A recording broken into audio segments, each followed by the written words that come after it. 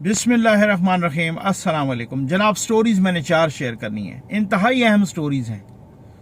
फिर इमरान खान को एक और ज़मानत मिल गई चीफ जस्टिस अतर मिनल्ला साहब की तरफ से, इस पे बात करनी है। कल एक बहुत ही अहम मीटिंग हुई, यानी चीफ जस्टिस ऑफ पाकिस्तान और हुकूमत के दरमियान काफ़ी लंबी मीटिंग हुई, इस पे बात करनी है। आज अटॉर्नी जनरल ने अभी कुछ देर पहले इस्तीफ़ा दे दिया, इस पे बात करनी है। कल एतजाज़ एहसन साहब ने एक बड़ा अहम बयान दिया, उस पर भी बात करनी है। खैर, और सबसे पहले मैंने बात करनी है कि अल्लाह के फजल से, आपके तावन से ZN न्यूज़ का फ्लड रिलीफ ऑपरेशन जारी और सारी है, और अल्हम्दुलिल्लाह हम बहुत ही कामयाब जा रहे हैं आपकी दुआओं से। ये नंबर डिस्प्ले हो रहा है जनाब, इस पर आप राब्ता कीजिए और आप जो है ना किस तरह कार खैर में शामिल हो सकते हैं। मैं इंतहाई ममनून हूँ जनाब, आपने मुझ जैसे गरीब आदमी पे ट्रस्ट किया और इंशाअल्लाह मैं आपके एतमाद पे पूरा उतर रहा हूँ और पूरा उतरूंगा इंशाअल्लाह आपकी दुआओं से। और एक एक चीज़ आपको दिखा रहे हैं जनाब, हम बहुत ट्रांसपेरेंट तरीके से इंशाअल्लाह, अपनी पूरी कोशिश है, बाकी अल्लाह मालिक है, खुदावंद करीम करम करेगा। और आपका बहुत ताउन जारी है आपका, बिल्कुल इस तरीके से मैं इंतहाई शुक्रगुजार हूँ। तो इस पर रब्ता कीजिए और आप अपना जो है ना शामिल हो जाइए कार खैर में। उसके बाद जो है ना, ये मैंने सबसे पहले स्टोरी पे आना है, और वो स्टोरी ये है कि चीफ जस्टिस अतर मिनल्ला साहब की जानिब से इमरान खान साहब को एक और ज़मानत मिल गई है। कोई लोग कोई इस तरह के कमेंट्स कर रहे थे, मुझे बिल्कुल पसंद आए। मैंने कहा जी बिल्कुल ठीक कह रहे हैं। वो कहते हैं एक दफ़ा कोई ऐसा कानून नहीं है कि चीफ जस्टिस अतर मिनल्ला साहब इमरान नियाजी को ताहयात ज़मानत दे दें। मैं तो हैरान हूँ भाई, सारी के सारे मुबैना तौर पे बादियों नज़र में इंसाफ के वो परखचे उड़ाए जा रहे हैं। यहाँ बनी गाला में बैठे होते हैं, वो आते नहीं हैं। खुद रजिस्ट्रार ने एतराज़ात लगाए कि भाई ये इमरान खान का बायोमेट्रिक क्यों नहीं हुआ, खुद उन्होंने एतराज़ात लगाए। फिर उसके बाद जनाब ये हुआ कि जी उन्होंने ये हाई कोर्ट में आने की क्यों तकलीफ की, उनको तो उस अदालत में जाना चाहिए था। वाकई ऐसे ही है, लेकिन वो लाडला है भाई। फिर उसके बाद उसे बुलाया गया, वो आए, बेल हो गई। अच्छा, बेल कैसे हुई? ये वही केस है जो FIA ने वो किया है। बेल कैसे हुई? अगले मंगल तक की बेल हुई है। यहाँ बनीगाला से उन्होंने अदालत जाना। अब आप अंदाजा करें कि बनीगाला से आपको इस्लामाबाद किसी अदालत में पेश होना हो, लोअर कोर्ट्स में, या भले लाहौर पेश होना हो, कितना आपको टाइम लगता है? आप दूसरे दिन चले जाएं। अगर किसी को लाहौर जाना है तो वो दूसरे दिन चला जाए, अगर इस्लामाबाद जाना है तो उसी दिन भी जा सकता है। एक दिन हो, 2 दिन, उनको जनाब अगले मंगल तक उनकी हिफाजती जमानत मंजूर हो गई है। पहले तो वो आते ही नहीं थे, पहले तो 1-2 दफा ऐसे हुआ कि वो आए नहीं है खैर से। अब आज वो तशरीफ लाए हैं और फिर उनको फौरी तौर पे बेल मिल गई है। उनको किसी ने नहीं कहा भाई आप उस अदालत में जाएं जो कि सेशन कोर्ट है, जो कि बैंकिंग कोर्ट है, जो कि रेलेवेंट अदालत है, जो कि इसकी मजाज अदालत है, आप ये उस पे जाएं। ये ऐसा ही है। मैं आपको बताऊं कि एक मसलन मैं कहता हूं ना कि एक AC साहब हैं ना, उन्होंने छुट्टी लेनी है DC से, ठीक है।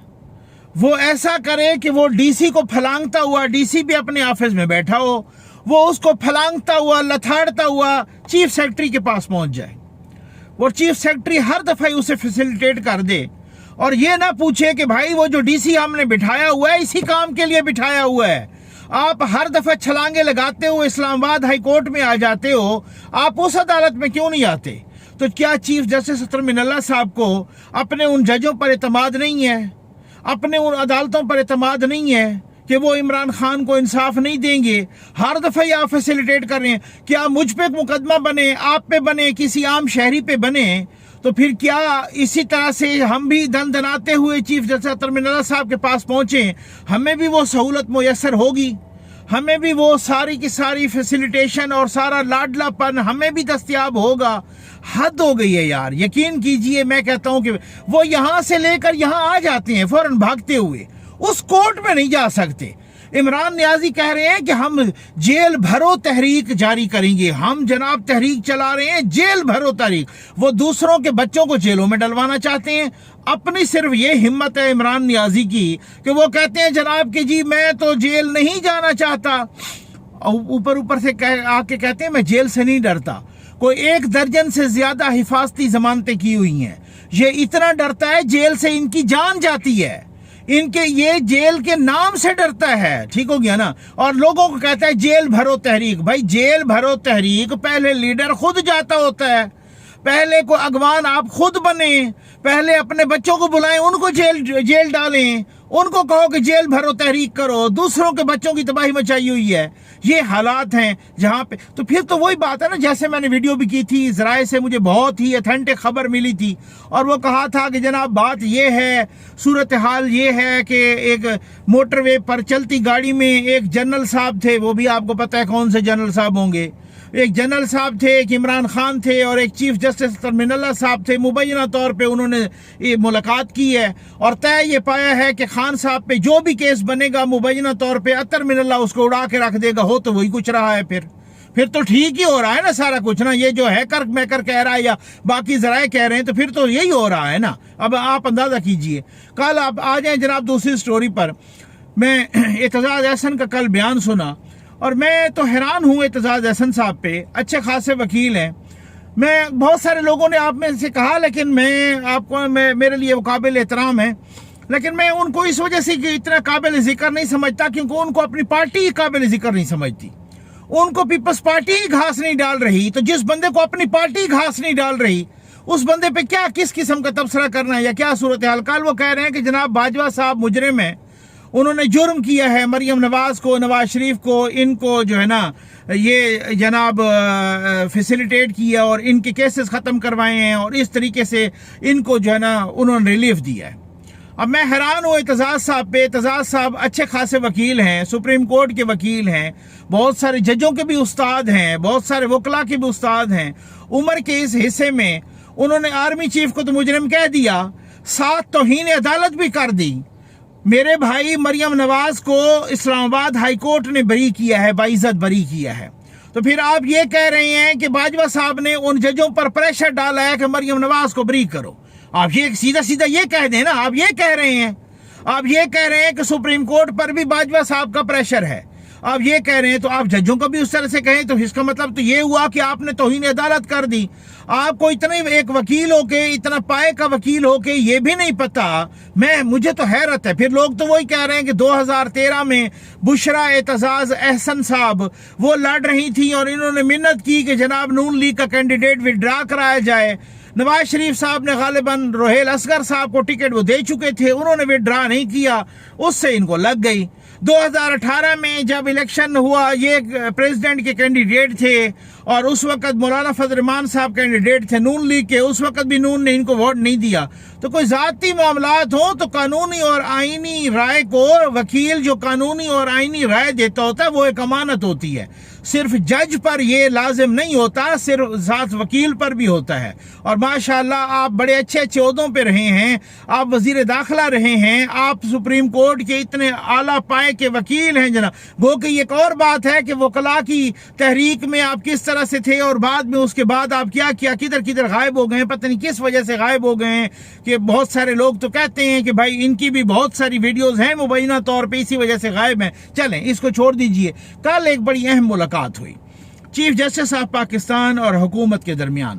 چیف جسٹس آف پاکستان میں ملاقات ہوئی اور اٹارنی جنرل اور وزیر قانون ان میں ملاقات ہوئی، اور وہ ملاقات کو 3-4 گھنٹے تک جاری رہی، ٹھیک ہو گیا۔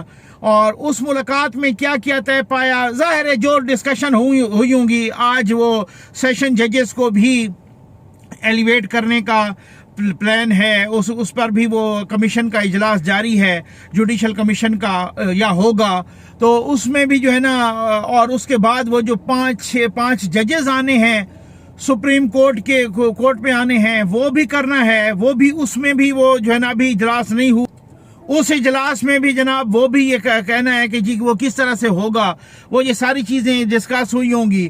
पिछले दिनों चीफ जस्टिस साहब ने कुछ सख्त रिमार्क्स दिए थे एक जुडिशल साल की ओपनिंग पे कि जी ये इन्होंने मुझे इसलिए वोट नहीं दिया अटॉर्नी जनरल और वजीर कानून ने क्योंकि मैंने पंजाब हुकूमत का वो फैसला दिया, तो इस वजह से इन्होंने अपना बदला चुकाया है। उसके बाद जस्टिस काजी फैजीसा साहब ने भी और किसी और ने भी ये शिकवा किया खत लिख के कि जी इस तरीके से ये गलत है, आपने गलत कहा है।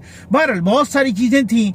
तो आज जो है ना मतलब वो ये मीटिंग हुई कल। अब इस मीटिंग में क्या किया, लोग मुख्तलिफ क्या सराहियाँ कर रहे थे, कहना कि जनाब पंजाब हुकूमत के बारे में कुछ होगा, कि जनाब वो बहुत सारी चीज़ों के बारे में, और यहाँ पर वो जजेस की एलिवेशन के बारे में। लेकिन आज जो डेवलपमेंट हुई है ना, जो अटॉर्नी जनरल ने इस्तीफ़ा दिया है, अशतर उसाफ साहब ने इस्तीफ़ा दे दिया है। शहबाज शरीफ साहब ने कहा है कि जी अभी आप काम जारी रखें जब तक हम नया अटॉर्नी जनरल नहीं। अब पता नहीं उनका इस्तीफ़ा वापस होता है या नहीं होता, मंजूर होता है। नून लीग ने, हुकूमत ने सुना है नए अटॉर्नी जनरल की तलाश भी शुरू कर दी है। इतना मुश्किल तो कोई नहीं होता, तलाश तो हो जाती है फौरी तौर पे। अशतर उसाफ साहब ने मैंने आपको पहले भी ये वाक़या बताया है, ये बात बताई है, मुझे नून लीग के बहुत ही एक अथेंटिक जरिए ने बताया कि अशतर उसाफ साहब वो हैं कि जो पहले से कह चुके हैं हुकूमत को कि भाई मैं दो के खिलाफ नहीं जाऊंगा, एक जर्नैल के खिलाफ नहीं जाऊंगा, एक जज के खिलाफ नहीं जाऊंगा। अब मुझे अटॉर्नी जनरल लगाना है या नहीं लगाना, ये आपकी मर्जी है।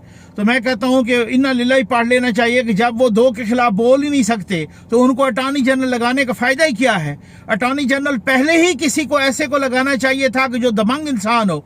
एक बेल होती है, दूसरे कहीं भी नहीं बोलते वहां पे। मैं तो अटॉर्नी जनरल तो मुझे नजर ही कहीं नहीं आए, ना सुप्रीम कोर्ट में ना को हाई कोर्ट में, कहीं पर भी नहीं नजर आए। तो भाई सीधा सीधा कोई दबंग किस्म का बंदा लगाओ। अब इरफान कादर साहब तो मुआविन खसूसी लग गए हैं और एहतसाब का चार्ज भी है उनके पास। तो अब या तो फिर उनको वहां से हटा के अटॉर्नी जनरल लगाएं, वो आपकी मर्जी है, या किसी और ऐसे को लगाएं कि जो कम से कम बोल सके, जो पहले ये तो ना कहे मैं जज के खिलाफ भी नहीं जाऊंगा और मैं जर्नैल के खिलाफ भी नहीं। भाई खिलाफ कोई ना जाए, लेकिन जहां पे कोई बात करनी हो तो बात तो कर सके। लेकिन ये इस्तीफा बता रहा है कि बात बनी नहीं।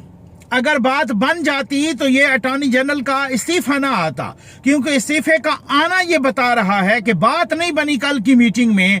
इसका मतलब ये है कि अटॉर्नी जनरल दूसरी दफा चीफ जस्टिस के खिलाफ नहीं जाना चाह रहे थे, चीफ जस्टिस के नामों के खिलाफ नहीं जाना चाह रहे थे।